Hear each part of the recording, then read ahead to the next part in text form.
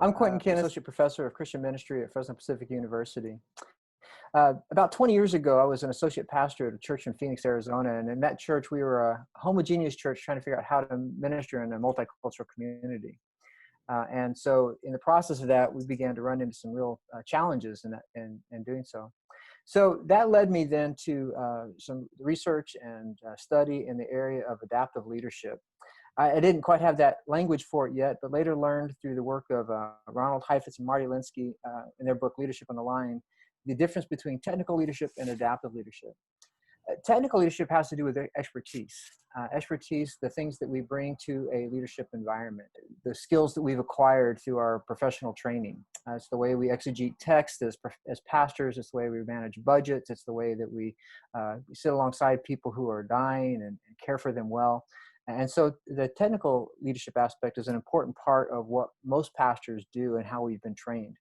The challenge is that in times of disruption, technical leadership or expertise oftentimes fails. And as a result of that, the expert is the one who's blamed for the problems that they experience.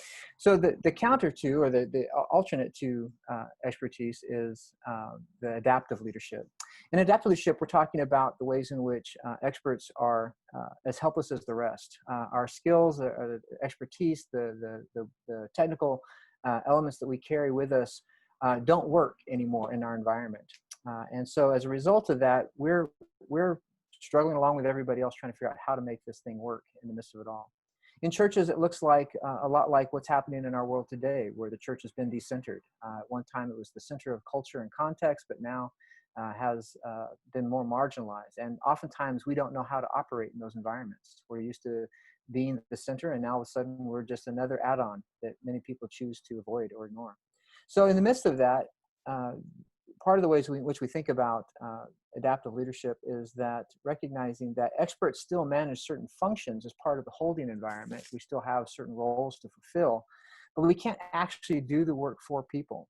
See, adaptive moments have to do with the times in which people are having their values, their beliefs, and their important understandings challenged. The way in which we experience the missing of being in the center, the way in which we encounter a world where the Christian worldview is no longer the dominant worldview, and things like that. And so as a result of that, we oftentimes have trouble changing our views because it feels like betrayal. We learn these values, we learn these beliefs, we learn these understandings from people we love and trusted, and in a time usually when those things worked. However, in a new context where those things don't work anymore, we resist that kind of change because of the loss we experience in the fear that we might be betraying the people that gave us those gifts and the gifts of values and knowledge and beliefs. Also because we don't want to experience the loss of having to give up the things that make us comfortable. And so as a result of that, those adaptive moments are the times in which people who need to make the changes have to do the work. They have to figure out how to reformulate how those values live and operate in a different environment. They have to figure out how to make the changes in understandings that help them understand and orient themselves to a new world. A really good example of this has to do with, in the biblical context, has to do with the exile. In the exile, the people of God, the Israelites, the Judeans, they saw themselves as the center of the world, and that God would never let them be conquered. So when the Babylonians come and conquer Jerusalem and tear down the walls and destroy the temple, now suddenly they're carried off into Babylon and they're left with this question of what has happened? How do we live in this new world? And lament becomes part of that. Mourning becomes part of that. But also there's a new way of learning faithfulness as we move from this time. So danger that comes because the shift requires us to focus our work differently. The people have to recognize the shifts have occurred. We as experts, we as pastors and leaders can help by focusing on important questions that people need to be asking. And we can provide information that demonstrates what's happening. So for instance, we still have a role to play in congregations or in contexts where adaptation is required. But our role has shifted. Instead of being the answer people, we're now asking the questions. We're now engaging in different conversations. And in those conversations, we are providing certain kinds of holding environments. This is dangerous because people really expect the leader to do the work. They've hired us to fix it. They want us to make these things happen.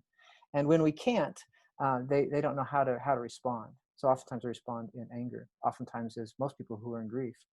So the challenge is to recognize that our instinct as experts to throw a technical fix at a problem that won't, one, work, or two, make us look like we can't lead, therefore problematizing us further, are actually counterproductive to an adaptive context. So in order to manage an adaptive environment, I would recommend looking at it through the lens of the triad of leadership. It's brought forward by Dr. Mark Lau Branson. I'm going to quickly show an image here so you can see what that looks like. In the triad of leadership, there are three different spheres that have importance. The first one is the interpretive sphere. This is the sphere of meaning, purpose, and intention. These are the values, the ideas, the core beliefs that shape our work as followers of Christ. The second sphere is the sphere of relationality or relationship. Relational spheres have to do with the bonds that connect us. They nourish human flourishing. They help us to connect and stay connected with one another and with our neighbors. And this third sphere is the implemental sphere. This is where the work gets done. It's the systemic and structural elements, things like schedules, budgets, buildings, things like that, that embodies our work. So part of the role in an adaptive context is to help the congregation or help people think about the interpretive elements. What is the meaning making we need to do in this particular moment that helps us to understand exactly what it is God is doing in our time in our midst together? As we do that, we also are being challenged to hold the relational environment. We can only do this kind of interpretive work when we have relationships where we trust one another, care about each other, and are willing to engage in hard decisions, hard discussions with each other. And then the last piece is there's still a need to maintain the implemental piece. We still have budgets to manage. We still have schedules to keep. We still have sermons to do. We have weddings to perform. We have funerals to perform as well. And so there's still a need to manage these implemental elements.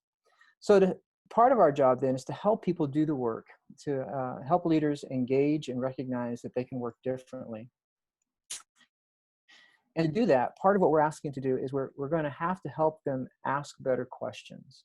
Our job is to ask questions and guide them into places where they have to begin to discern and to think differently, to follow the Spirit in that process. We need to recognize that people will try to problematize us. They'll try to make us the issue. And it's in those moments we actually need to lean in rather than leaning out. We need to find a way to care carefully and to hold them close. Heifetz-Zielinski talks about this in the context of keeping your adversaries close to you.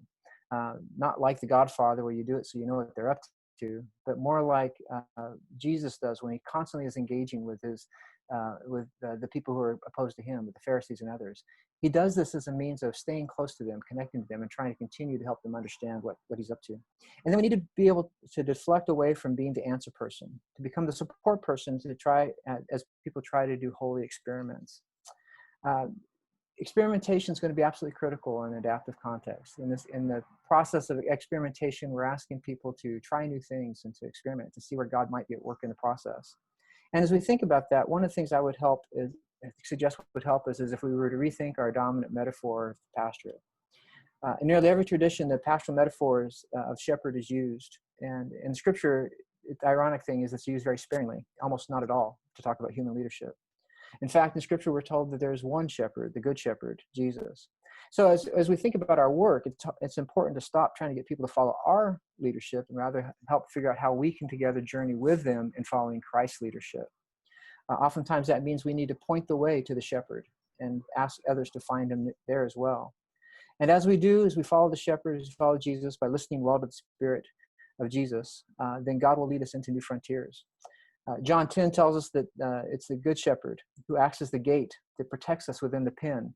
But then Jesus goes on to say, whoever enters through me will be kept safe, but they will come in and go out and find pasture. We often think that safety is found in our comfortable pens, but the places where we actually think we're the most secure. But in a pen, being in a pen without a shepherd is actually a trap. And the safest place is to be with a shepherd, especially as it leads us to new pastures. So working at adaptive experimentation is a work of listening and hearing well the call of our shepherd as he leads us into new places, to try new things that God might be calling us to, and to adapt and become a more faithful flock living in a changed world. God bless you as you do this work.